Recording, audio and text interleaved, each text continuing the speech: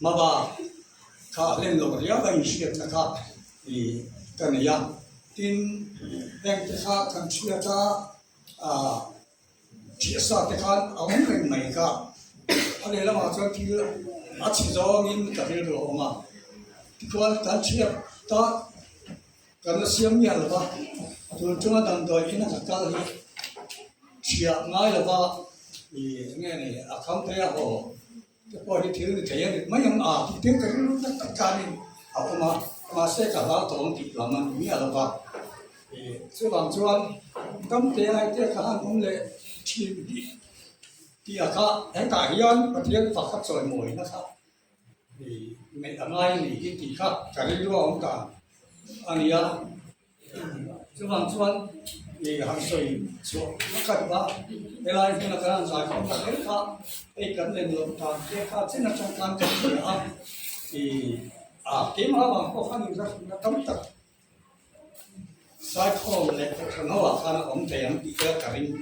amai ro chu sung sung ma pa nga in kil tor na om no turin elai pathian kan fat na tur khan in do na ki kha e elai a khan san khap che ka tel ya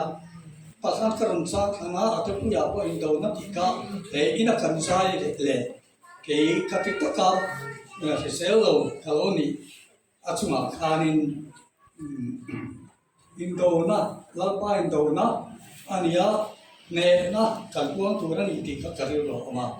zai na yen kan puang thei za ni in ka sia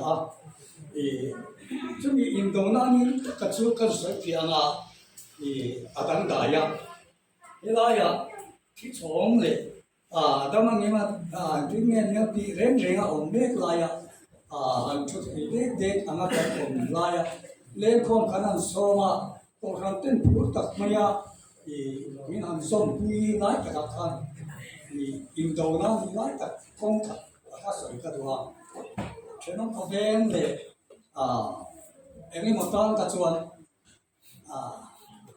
thì ta cả thăm đầu lệ em ấy có ăn gì lái giải phong lệ thế sự khác thì về thế mình là mà những cái mà nhiều khó khăn nên chú đi chú ông thầy anh ấy yang dam lo an ni me poka an tha om an ti ya ti na ene mo te poka om te ni ya ti te ta ya ani ka ngai tu na kha ni chu wang chuan kan ti lo lo ani kha chuan ne na kan chang tu ni ke